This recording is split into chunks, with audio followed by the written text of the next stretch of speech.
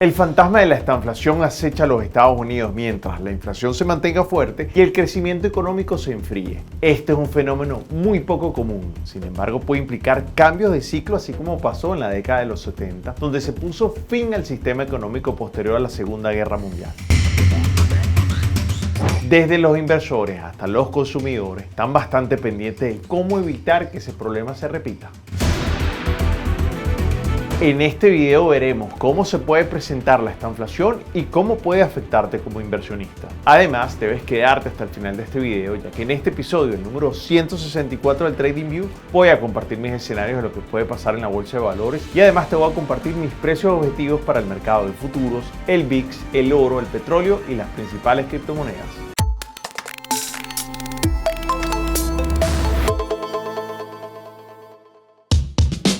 Bienvenido, soy Dani Pérez, cofundador de MDC, y me gusta brindar contenido relacionado al mundo de las inversiones. Así que te invito a seguirme en mi cuenta de Instagram y en mi canal personal de YouTube, donde me consigues como Dani Pérez Trader. Si te gusta el contenido de este video, te pido que le des like o me gusta, porque es una forma de decirme que la información que te estoy compartiendo te aporta valor. Y si es la primera vez que me estás viendo, te invito a que te suscribas a nuestro canal y consumas así todos los videos valiosos que tenemos publicados sobre inversión y trading en la bolsa de valores. Seguramente no existe nadie que tenga algún vínculo con la economía de los Estados Unidos que no le esté impactando la inflación. Es una realidad y pareciera que a pesar de lo que diga o lo que piensa la Reserva Federal, llegó para quedarse mucho más tiempo de lo previsto.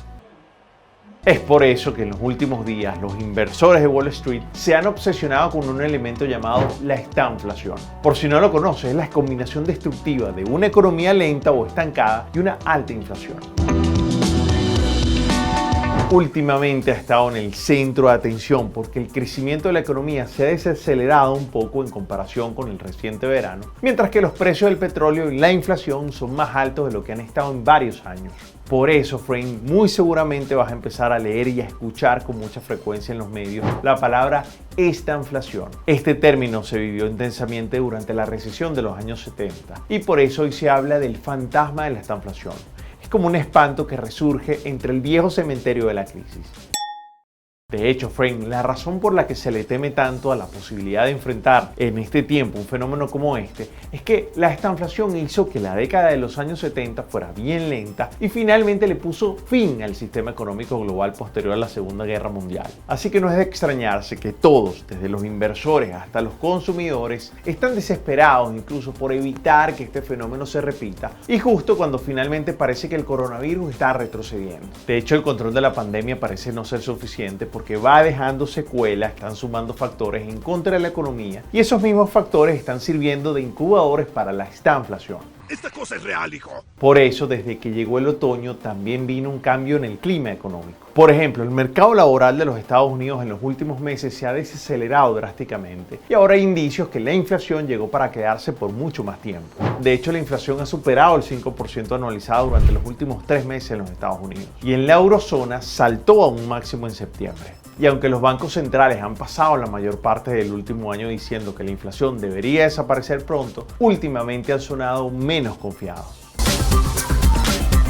De hecho, veamos ahora algunos de los eventos que están sazonando el mal sabor de la estanflación. Por ejemplo, la escasez de suministro de bienes que ha sido provocado por varias razones. Primero, una crisis energética que ha originado un aumento vertiginoso de los precios de la energía, lo que ha provocado que algunas fábricas, de hecho, tanto en China como en Europa, detuvieran la producción. El precio del petróleo ha subido un máximo de 7 años y el gas natural ha subido a niveles impresionantes en Europa. De hecho, es lo más caro en años. También han habido problemas importantes en la cadena de suministro, incluso con la crisis de los contenedores que te lo expliqué en un video anterior. Todo esto está causando, más que una sospecha de estanflación, todo un ataque cada vez más fuerte en ansiedad, tanto a los inversores como a los economistas. Veamos un poco de historia. Durante la década de los años 70, la estanflación hizo acto de presencia por primera vez cuando la crisis del petróleo y la depreciación del dólar provocaron un aumento simultáneo de las presiones sobre los precios y la tasa de desempleo. La fase inicial de la estanflación en aquel entonces coincidió con la inflación y los tipos de interés al alza, mientras que el mercado de valores, o sea, la bolsa de valores, también alcanzaba máximos históricos, lo que se asemeja mucho a la fase actual en la que se viene hablando de la estanflación. No me esperaba eso. El rendimiento rendimiento de las acciones en varios segmentos de mercado entre los años 1965 y 1968 fue como la fase inicial de la estanflación, apunta que los valores de pequeña capitalización obtuvieron las mayores ganancias, con una rentabilidad total anualizada aproximadamente de más del 30%. Las acciones de valor e incluso las tecnológicas también salieron airosas, con un repunte de aproximadamente el 20% en aquella época. Por otra parte, la segunda fase de la estanflación de los años 70 comenzó en 1971 cuando el presidente Richard Nixon retiró a Estados Unidos del patrón oro. Esta medida provocó un descenso del valor del dólar frente a otras divisas, lo que aumentó las presiones inflacionarias. Y la tercera y última fase de la estanflación comenzó entre 1974 y terminó en 1981, debido a la persistente inflación de ese momento. De hecho, los activos reales superaron a casi todas las clases de activos entonces. Los valores de consumos y tecnológicos fueron los más rezagados durante ese periodo. Pero Frame, por el momento es un tema que apenas aparece como un escenario posible. Creo que no es tiempo aún de alarmarse, hay que mantener la calma. De hecho, en las últimas 2 semanas, los datos de la solicitud de subsidio por desempleo han sido mucho mejor de lo que esperaban los analistas. Incluso la tasa de desempleo del mes pasado también fue mejor de lo esperado. Por otro lado, también hay sectores de la economía que pareciera que la inflación sí se estuviera controlando, con la excepción de la comida y definitivamente la energía. Interesante todo este tema, Frame, que voy a seguir analizando en los próximos videos, así que te pido que estés bastante pendiente. Por eso, y si te parece, pasemos a la actualidad del resto del mercado directamente en las gráficas, donde te voy a compartir mis escenarios de lo que espero que pase para esta semana que empieza, tanto en el mercado de futuro, para las principales criptomonedas, el VIX, el oro y el petróleo.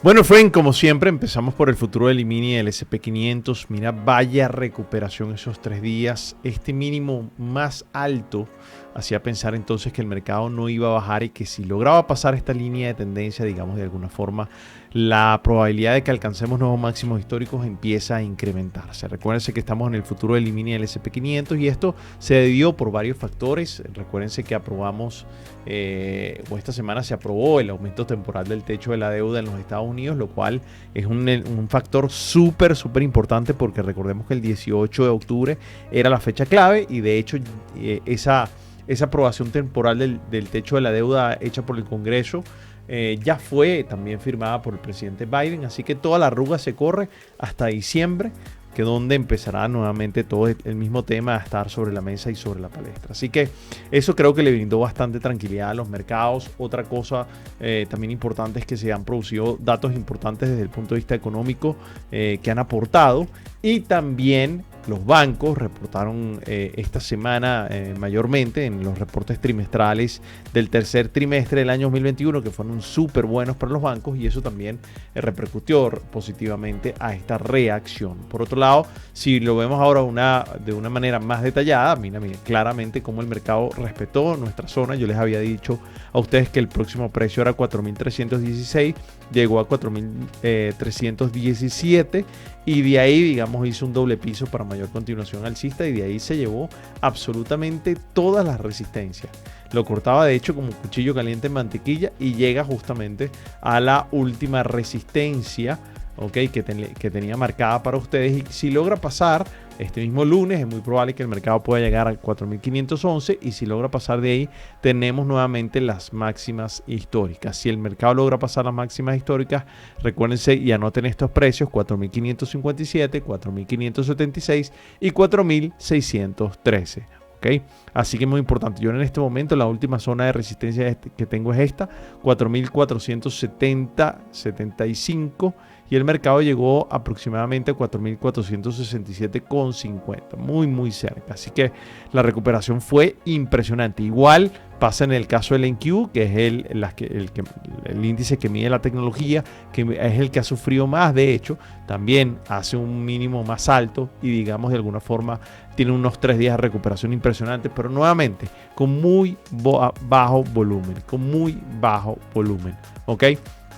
Ahora lo vamos a ver en el índice de la volatilidad, pero lo que quiero decirte aquí es que el mercado toca la resistencia y cuidado si hace algo como te comentaba aquí, ¿ok? Que podía ser simplemente ahora una consolidación respetando soporte y resistencia, y si logra pasar de ahí, pues definitivamente llegaríamos a máximos históricos. Pero en este caso tiene las áreas mucho más claras que en el SP500, así que vamos a ver qué pasa en el NQ, si es capaz de pasar entonces esa resistencia, o si definitivamente se mantiene simplemente consolidando entre esta zona para esperar definición. Si nos vamos al índice que mide la volatilidad, nos damos cuenta, miren cómo baja de manera impresionante, ¿ok? Miren cómo baja y toca justamente el soporte. Así que si logra bajar más y llega a los 9, 8, es muy probable que entonces todos los índices y las acciones es muy probable que sigan subiendo de manera bastante lenta. Así que impresionante reacción, de verdad. No tengo cómo describirlo de otra manera. El oro, fíjense cómo después de tener una recuperación tremenda el jueves y miércoles y jueves, el viernes se viene abajo.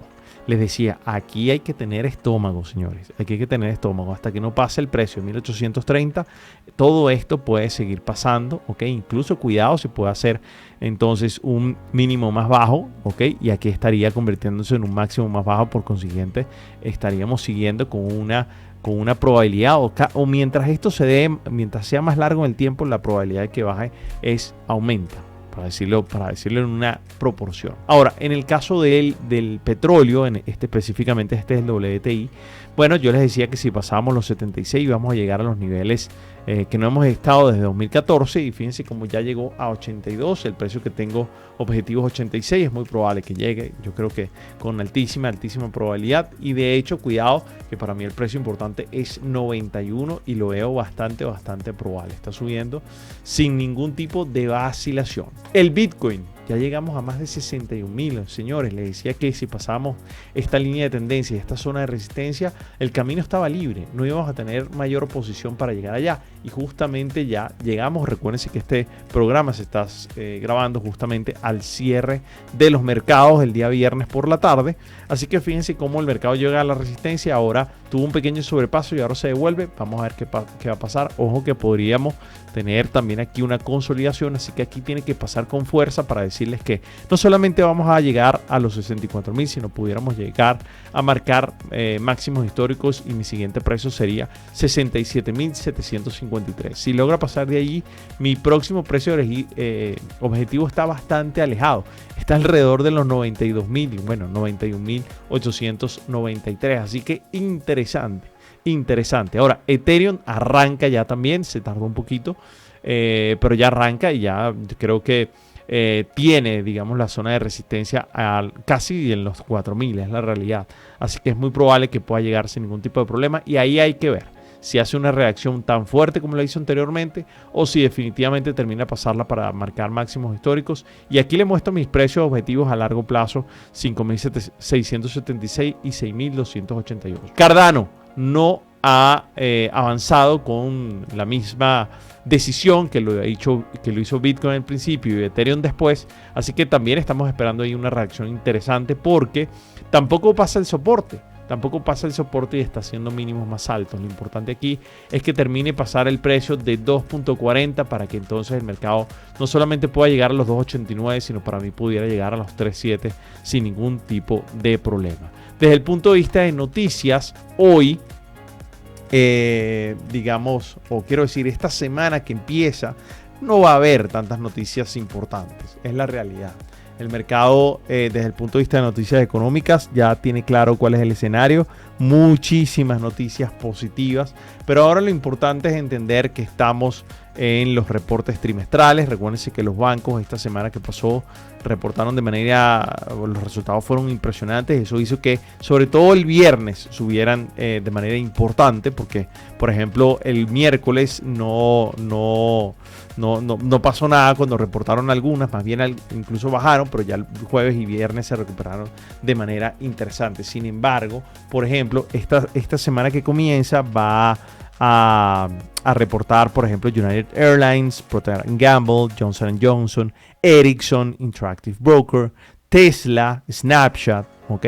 Pero la semana fuerte va a ser del 25 al 29 de octubre, porque ahí van a reportar, por ejemplo, Facebook, Google, Microsoft, AMD, Apple, es decir, todas las tecnológicas que realmente mueven el mercado de manera importante. Eso no va a ser la semana que viene, sino la de arriba.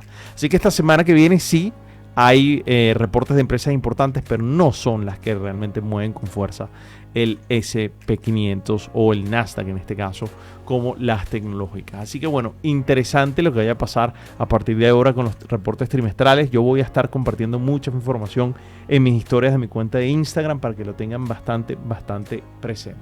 Bueno, friend, espero que con este video hayas aprendido lo que significa el término estanflación, algo que no es común ver y es por eso que tienes que entenderlo. Si este video ha sido de valor para ti, te pido que le des un like porque es una forma de decirme que el video te aportó mucho valor. También me encantaría conocer qué piensas sobre la crisis energética, sobre la estanflación y sobre lo que está pasando en el mercado en estos días. Quiero conocer tu expectativa, por eso te pido que me la escribas aquí abajo en los comentarios. No te olvides de suscribirte a este canal donde siempre estamos compartiendo contenido sobre trading y todo lo relacionado con los mercados bursátiles. Soy Dani Pérez y me puedes conseguir en las diferentes redes sociales como Dani Pérez Trader, tanto en Instagram, YouTube y ahora en Twitter. Así que te mando un abrazo grande y nos vemos entonces en el próximo Trading View. Bye, friend.